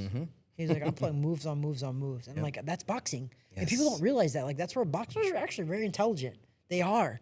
When they're in that ring, you have to be intelligent at the same time as getting your brain rattled too. It's actually a different level of intelligence, in my opinion. It's my brain's getting rattled, and I gotta be smart as like I have to be thinking through my next shot. I'm not thinking about my jab. Yeah. I'm thinking about what the jab is going to set up. I'm thinking about what my footwork is going to set up. I'm thinking about my feints. I'm thinking about how many things are you thinking about as a boxer? Like, you know this. You were an amateur boxer. You're a pro boxer. Yeah. You were a pro boxer. And you're a coach now. Like, you know this. Like, if you want to be a great boxer, you're playing chess, not checkers. Oh, 100%. 100%. You think about your next move. If I land this shot, what's the next thing I got to get in with? I'm not going to just rely on one shot. If I touch you one time, I got to be able to touch you again and again. If I'm setting traps, can I go back? Do I remember the trap that I set? There you go. You know, so you got to play. I mean, with boxing, it's more of those things. As imagine an accountant that's calculating and they're just having a conversation with you, but they got the calculator like this right here. Yeah, you know. But they're just killing it. Yeah. It's automatic. They're not even looking. Yeah. Their fingers are working perfect. Exactly. I mean, once you get to that point where you know it's automatic, Keyshawn is one of those fighters. Shakur is one of those fighters. Terrence Crawford is one of those fighters. Mayweather was one of those fighters that no matter what in the ring, no matter what round, nothing. They knew what they was going to do automatically. I love it when a fighter can sit there in the corner that come back after the round, and I'm like, give him water, take a deep breath. How you feeling? Good. Oh, he's doing this. I already see that he's doing. Oh, I don't need to tell you that. Say less. Yep. Now you're calculating. Now you're processing everything. Go handle business. Add this on top of the cherry. So you're a coach now as well. I'm a coach too. Something that I love to do is with my fighters, I'm like, listen, you're not a robot. Like, I want to tell you things to do in training, but at the end of the day, boxing is one of the most different sports out of everything is because it's one-on-one. At the end of the day, once you're inside that ring, you have to think for yourself. 100%. So I'm like, hey, constantly telling Joe, like constantly, hey, what are you doing? You got to figure this out yourself. Once you're in that ring, I can shout out as much as I want, but if the crowd's too loud, like you got to figure it out. Yeah. I'll help you in between rounds, but at the end of the day, you have to problem solve. And I think that's the problem now too with kids growing up is like, I don't think we have enough problem solvers. I don't. Yeah. Not like the really, really young age kids. I'm like, they come across a problem and they freak out. Yeah. I'm like, bro, you have to problem solve. Yeah. Like you have to figure some stuff out. Like you can have the best coach in the world, fine. But at the end of the day, I always say, and even when I was fighting, I was like, my coach can't fight for me. Yeah. I got to fight. So I'm going to give you some gems. I'm going to give you guys some gems real quick. Let's get it. What I do with my fighters is, let's say we are at sparring, right? And I got one fighter in the blue corner, one fighter in the red corner. I bring the whole team around. Fighter A, which is red corner, you're going to basically set a trap.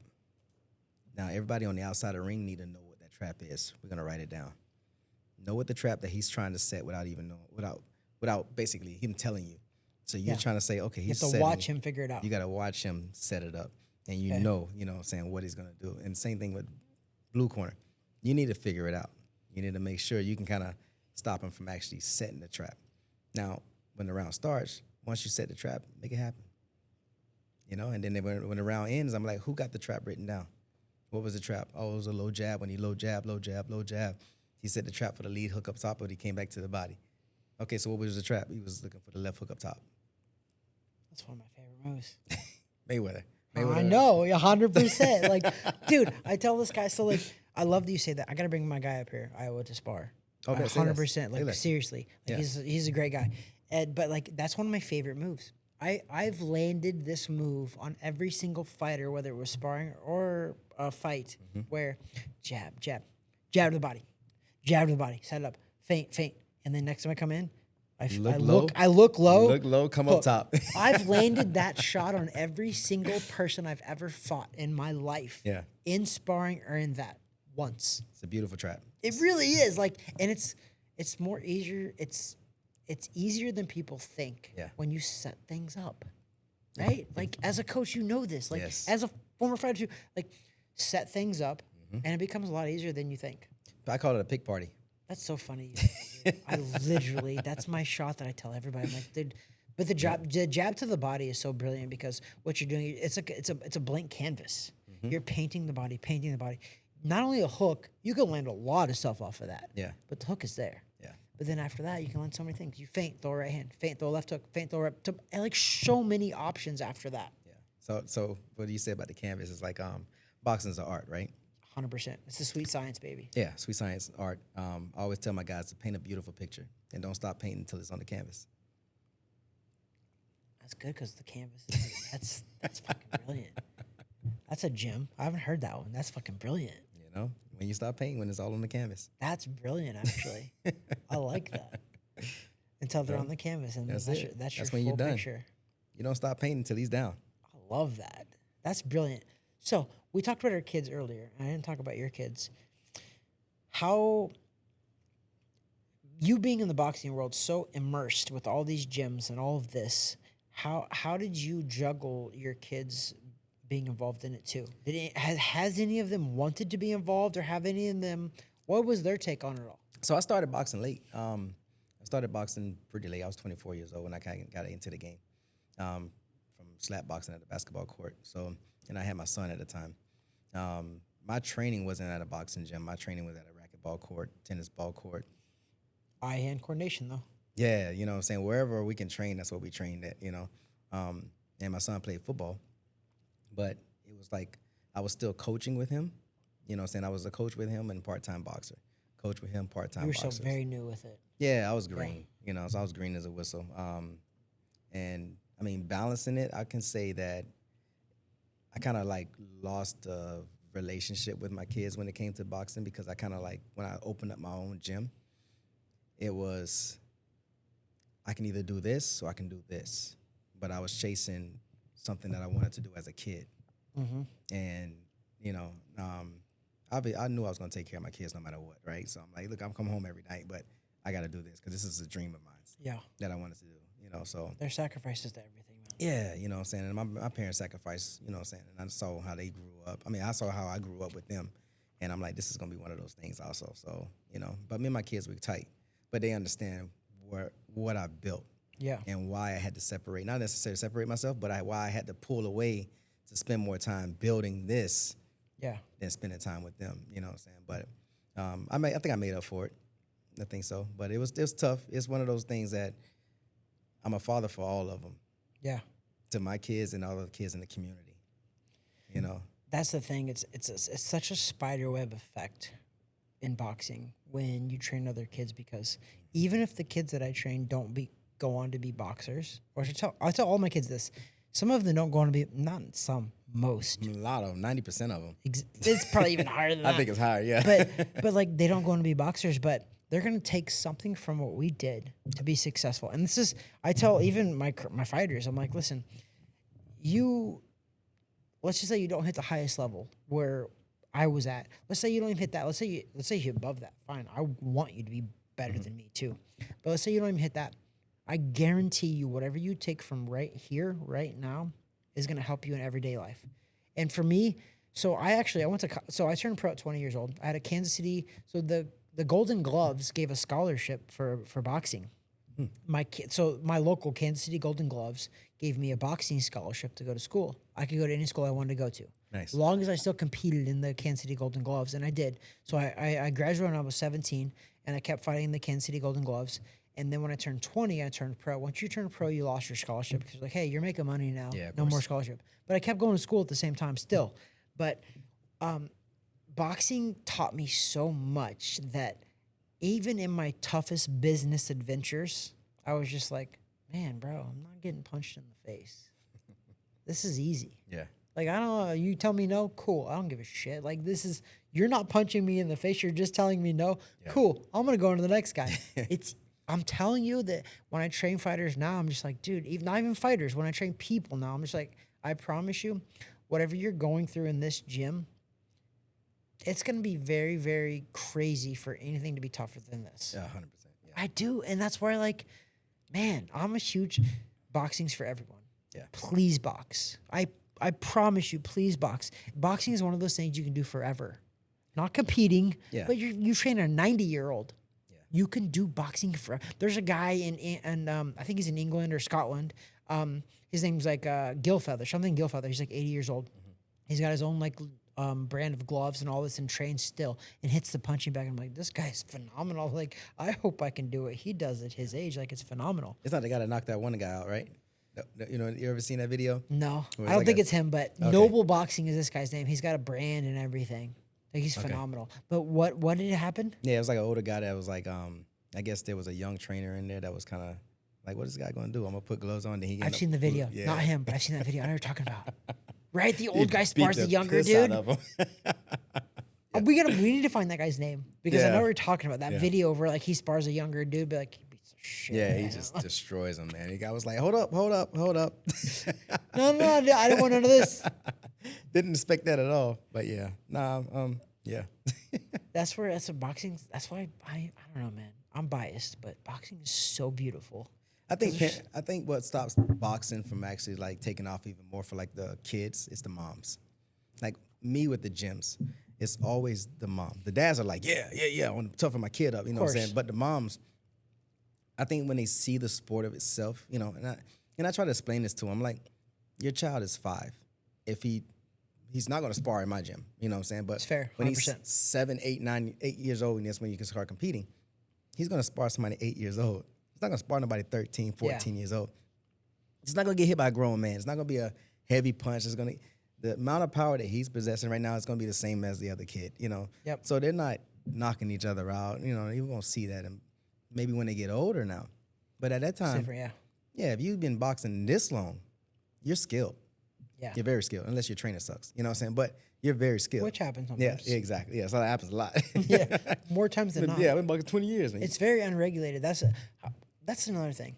How about this? Like, boxing is one of those sports where we're just like anybody can coach. Oh. If you want to be a USA boxing coach and get sanctioned, Oh, I mean, man. what does it take? That, Nothing. Essentially, you got to watch a couple videos, pay $100 and whatever it is, because I'm a USA boxing sanction coach too. Yeah. Whatever it is, I don't know what it is, but it's whatever. it's a 125. Yep. There you go. Yeah. Now you're a sanctioned coach. What drives me nuts is the parents. I said this on a video before. The parents that bring their kid to the gym, right? And then try to coach them. I'm like, why did you bring them here? I know. Like, what was the point of you even bringing them into my gym when you want to coach them? Let me ask you this. Have you boxed before? No. 9 times Then, out of 10. then what are you doing? Go sit down. I just want to help them. Then why you bring them here? It makes no sense to me, you know? I agree. And boxing is not the only one that does that. So because my wife's a tennis player, I know that it's not just boxing. It's football. It's tennis. All sports. It's boxing. It's all sports. It's all sports. The problem, and we talked about this earlier too, but like, is parents. Parents got to be, listen, here's what I've known too as I'm getting older. I have to admit that I know what I don't know. And I'm okay with that as a man. Yeah. I know what I don't know. Yeah. I don't know tennis. I know boxing. period. I played every sport growing up too, which I actually recommend too for kids. I played basketball, I played baseball, I was a golfer, I still golf, I was a boxer. I did all of that. Yeah. I loved it. It made me an all-around athlete, and I still love that because I can still do all of that stuff. I can even bowl. Like, it's random, it's weird. but I can do a lot of stuff, too, right? It's like random as shit. I'm not elite, but I can do it. you can hold your I own. can beat the average person Yeah. at a lot of those sports. But parents, man, when it comes to competition, you got to step back, bro. And listen, I think it's going to be harder for me too, as what I know and I'm capable of. And now I have 3 kids. I have a little girl and 2 boys. I'm going to have to step back, and I'm cool with that. And I have to be. Yeah. And that's how your kids get better. Yes. Is because you bring a kid to a gym and there's a coach. Say you, JT, you're a coach. Guess what? Your expertise is why I come to your gym. Facts. Let me do my thing. Facts. Now, your case let you do your thing. And I'm cool with that. Yeah. But at the end of the day, you have to let your kid be your kid, but also let people do their job. Exactly. Essentially, right? Yeah. Yeah. Especially in the other sport. Now, if they train up under you because you're a fighter, you know what I'm saying? If they train up under you, of course, you're going to be the best person I would tell you to go to. But when you have these other coaches, these other parents that never coached a day in boxing, never fought a day in boxing, and they watch it on TV, think they know what they're doing, now there is a problem. Now it's like, all right, parent, get in the ring, show me what you can do. Yeah. They be like, oh, well, I never, what's a jab? What's a 2? What's a checkup? Nothing. You can't, Nothing. You're so right, man. Thank God. So I have a small, like you have 3 gyms. Like you're talking about, you're dealing with a lot of people. Yeah. Thankfully, I'm not. I'm dealing with a very small amount of people for now. Small amount of people. Thank God that they know. They're like, oh, these parents are like, oh, yeah, well, Trevor's a pro boxer. Like he and it You know what he's doing. But it helps too. As of recent, like Terrence Crawford just fought Canelo Alvarez on Netflix. Like they're like, Trev fought Terrence Crawford. He fought Terrence Crawford, yeah. They're like, there's nothing we can say right now that's gonna make sense. So I'm like, yes, thank God. I'm like, works. yes, That I works. really am. I'm like, Yes. I got that. I lost. Clearly, I lost because he's undefeated. But I'm like, for now. But regardless, you've been in the ring with him. You know what? Shared that moment. I know, man. But like, I lost all the big fights that I ever fought as a pro. I lost, and that's what people don't understand too. You might understand this now too, but it's a business, man. When I turned pro. I was 5-0. I got to 5-0. I turned pro. Got to 5-0. I didn't fight anybody. You playing checkers at that point. Yeah, That's we checkers. were. We were Yeah, playing you checkers. And then I got offered a Chavez Jr. fight. I was 5-0. He was 17-0. But to be fair, That's crazy on their side to go way down there. it is. And listen, and there's a lot to that story, and I'll talk about it a little bit. But so like he was 17-0, I was 5-0. Fine. They required us to send all of these videos. We're talking about VHS back then, by the way. They wanted me to send all these VHS videos to them before they accepted the fight Of you? of me. Oh, what? Yeah. So we did, which was fine. I didn't give a shit. I was like, Yeah. I want the fight. Cool. Send them. I don't give a crap. Like, because they knew I had a big amateur career, all this. I was like, cool. I'm cool with that. Like, and at the time, Chavez, even at 17-0, bro, Chavez was so average. Yeah. I'm telling you, he was so average. Yeah. It's so this is where my pro career started, and like this is why I believe in God to this day, is because I'm like, it wasn't meant to be that I was supposed to be this world champion, because all of these little steps that happened, I look back now and I can look back and step back and look at it and be like, yeah, you know what, I wasn't supposed to do this. I was supposed to pass this on, I think, and clearly, I was way better than Chavez. I promise you. Yeah. I get down there on a Wednesday. I don't know what happened, but I got something. I got a virus. I got something.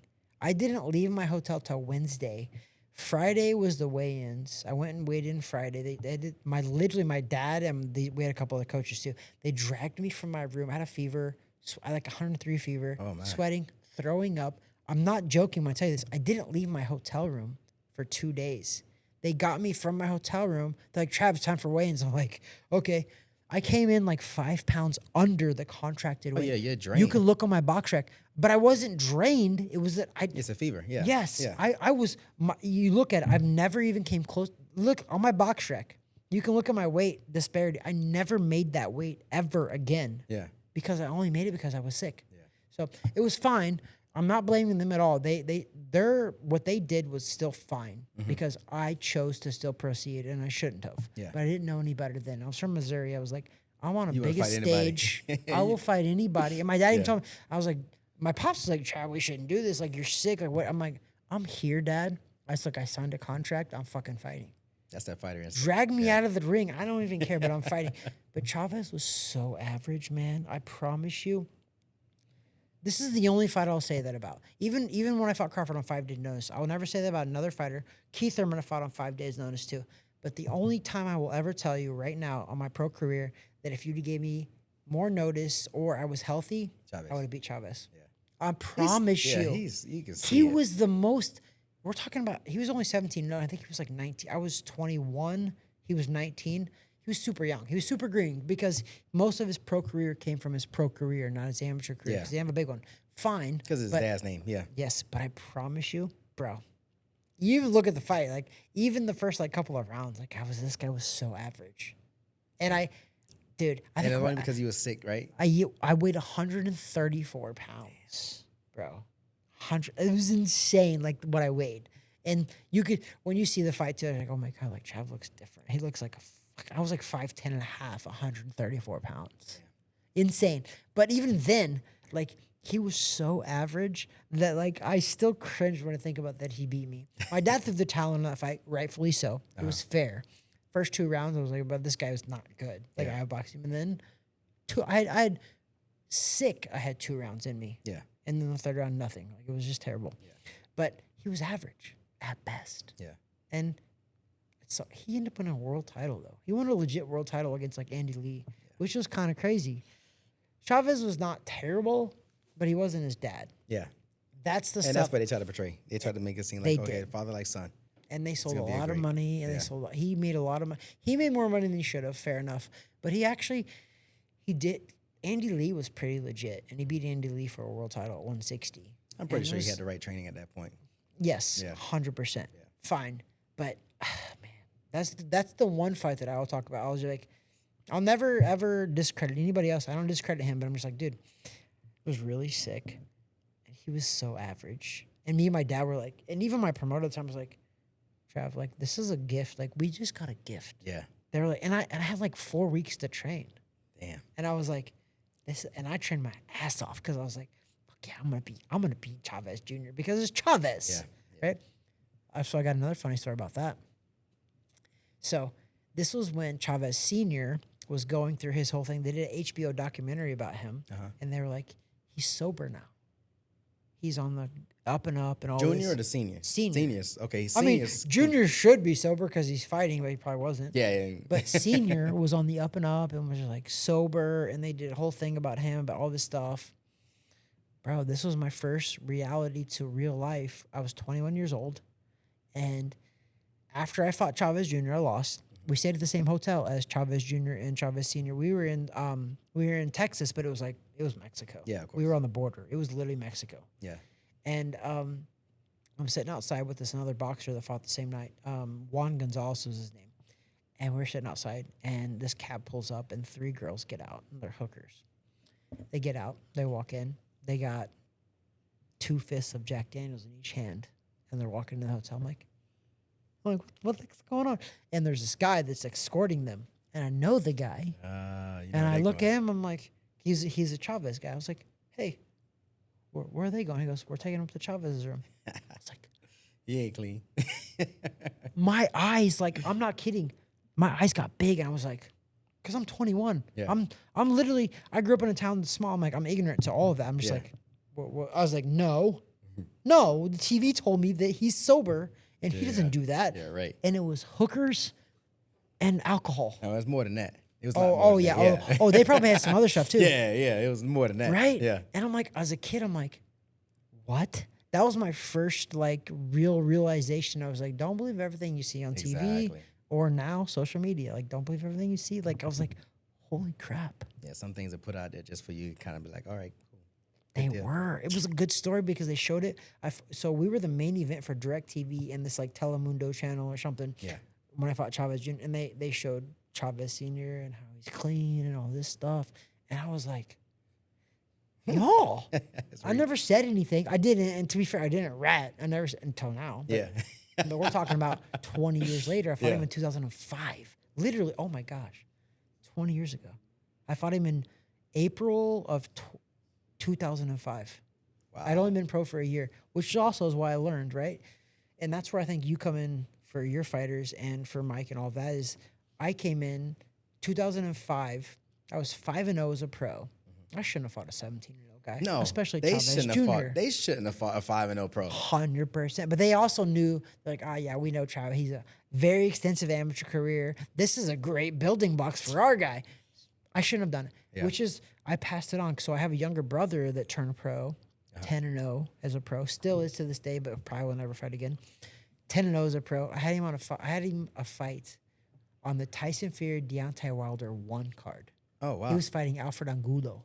Oh, he would have probably got him. I know. He would have got him. 100%. Yeah. But in his defense, he started a company. He had like a contract with like Google and all. And the company now, he's been like 10 years now. He made the right decision, probably. Yeah. Probably. Lifelong, yeah. And he did. He was a very extensive amateur too. And then he turned pro, 10-0 as a pro. I trained him, managed him, promoted him because I learned from my mistakes. But That's a good thing about the experience that you have. And there's one thing that you said. You said something about it wasn't your calling. Maybe it wasn't your calling. And that's what I believe for me, that it wasn't my calling. Like, I was 3-0 pro. You know what I'm saying? I fought 28 amateur fights, you know what I'm saying, here in the state of Florida. Never went outside the state of Florida. But it wasn't my calling to be a world champion. I could have been a world champion. I feel like in my heart, I feel like nobody could have outbeat me. I feel like it's still to this day, I'm too technical, too fast, and I got too much power for the 130 pounders. But it's not my calling. My calling is to be here for the kids, for the community, to build young men, young women. And that's what you said, you know what I'm saying? It wasn't your calling. So I felt that when you said that. I'm like, see, I ain't the only one that feel that way, you know what I'm saying? Yeah. Like, 'cause sometimes I be looking back, I'm like, dang, man. I missed out. Imagine if I went and took off and actually did it, because 2009 I was supposed to go pro, but my appendix almost ruptured, and that's what took me out the game. And then I didn't have my pro debut until I was 35.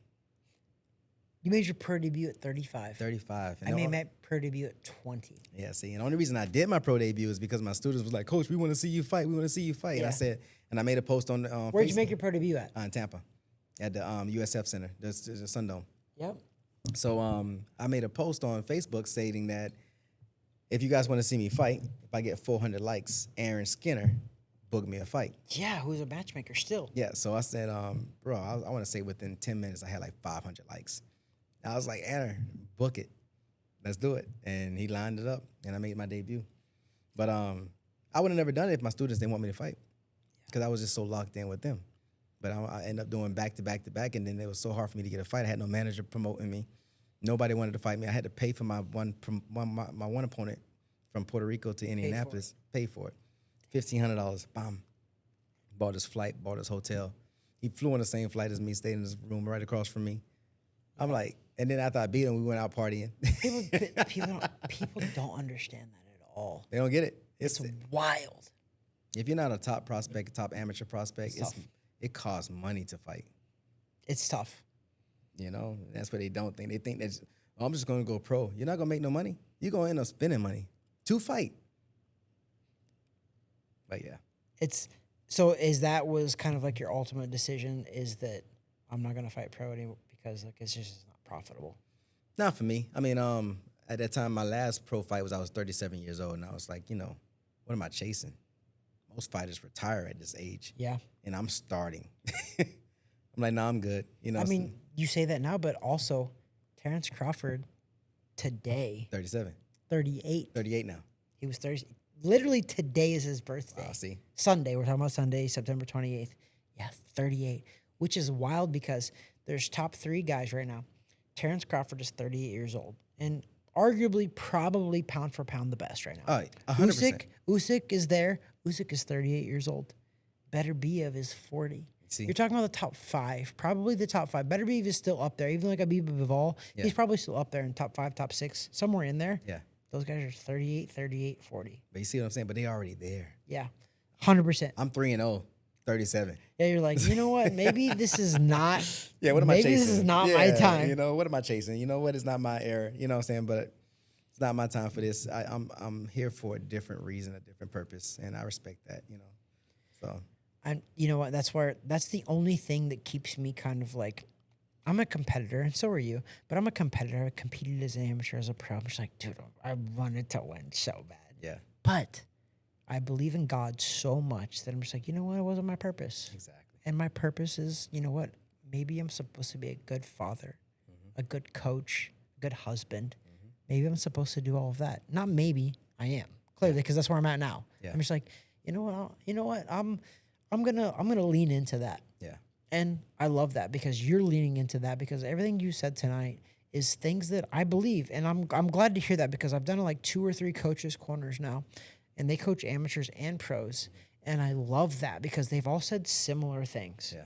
And I think that's what we need for boxing. At the end of the day, I don't even look at myself as like I matter. Boxing matters to me. I put boxing first for sure. And I'm just like, you know what? We need better ambassadors for the sport. And the 3 or 4 coaches that I've now put on the podcast, I'm just like, dude, we're looking pretty good. Because I do appreciate your thought process for the health of our kids, for the health of our fighters, for the technique. We're at technique boxing. For the technique of our fighters. I appreciate all of that. And I think that you're right. I do. And like, who knows if we're right or wrong, but I don't think we're going to hurt anybody by sparring once every other week. No, exactly. Once a week. Yeah. We're not hurting nothing. No. I don't. Because in my opinion, sparring was like the dessert. I love to spar. Yeah. But you learn more from doing the drills before you spar. Exactly. Right? You just make it work at the end. Put it all together. Yes. So like, I'm just like, I love that. And I love that that's where you're at, because at the end of the day, our brains matter. And we know by science that you have to let the brains heal. And when you let the brains heal, you can continue doing this stuff. And I get it that boxing, getting punched in the face is not good necessarily. But if you do it properly and you have the proper coaches and the proper like people, you're going to be okay. I tell my guys all the time, I'm like, listen, there's other gyms that we spar that spar 24/7. Good, man. We spar once a week. I said, why do you think they keep coming to our gym? Because we work. We're not easy to spar. We're hard to spar. We're difficult. Because if it's easy work, they're not going to come back. Nope. But if we're tough and we hold it down, they want that work continuous because they're trying to figure us out. But they can't figure us out because we continue to move in the right direction. We only spar once a week, but we do so many drills. Consistent drill after drill after drill after drills. Change this angle, change this angle. Oh, if he does this, what are you looking for? I need him to answer that. Oh, he's looking for this. Bet. Now put it together. Now do this. Make him look for something different. Force him to look for something different. Yeah. But when they start thinking outside the box, like you said, thinking for themselves, because I can't be there all the time, you know? Yeah, you don't, because you have to teach them to listen. Like what you're saying is true, right? Like, but also at the end of the day, you're trying to train them to be able to problem solve for themselves. Exactly. Right? Exactly. I want to sit there in the corner in the ring, be like this right here, like, yeah, you see what he's doing? I told you. I don't got to tell him much. Yeah. Because he know. And then when I get in the corner, how you feeling? Don't forget this. He's doing this, right? Continue doing what you're doing. Just add this little spice. So to wrap this up a little bit is, I know I've been going forever, but like we could do I this. figured You we got could to do come this all back night. on more. Say Like, less. I'm on. You I'm on. literally, I promise, like I mean this. When I tell people shit, like I don't say things for the fun of it. I promise you. Yeah. I always tell right, my word is my bond. If my word is not my bond, then what am I worth? Yeah, Nothing. facts. Nothing. Yeah. Right? Like we have to like be worth more than that. I promise you when you come back on. All right. But I'll come to you this time. I appreciate that. Like for sure. Like I love this. I love being here at Technique Boxing here in Winter Garden. This is awesome. Garden. It's a cool setup. It really is, dude. You have a cool setup here. Thank you. But come to my studio. It's pretty cool too. No Over doubt. at the Stadium Club at the Crib Royale. It's a cool place. But so to wrap it up a little bit, how has it been training other fighters but Mike Perry? How is it? Have you noticed that you have to have a transition to train it? Because he is different. Yes. When you're great, you're different. And that's fine. It's not a bad thing to be different, but Of course. But do you notice that you have to train him differently than you train other fighters? In the beginning, when we first started working, I had trained Mike with everybody. And then obviously as he starts winning different fights, we get to Luke Rockhold. And then we get to Eddie Alvarez. And at that point, I'm like, okay, now I need to switch it just a little bit. I need more alone time. I need one-on-one. Yep. And we started switching to just one-on-one and just working on particular certain details. And Mike is great with the kids. The kids get motivated when he comes around because obviously he's a celebrity. He's a workhorse too. And he's a dog. And he talks to the kids like, you gotta want to let's go. And the kids are like right behind it, you know what I'm saying? They're like, yeah, okay, yeah. So it was good, the team camaraderie and everything like that. But now it's more intimate with just me and him. It's quiet. It's just us. We're not learning each other, but we already know each other. But you're still learning though. We're digging deeper into the game now, and we're like, I want Mike to be the best ever when it comes to BKFC.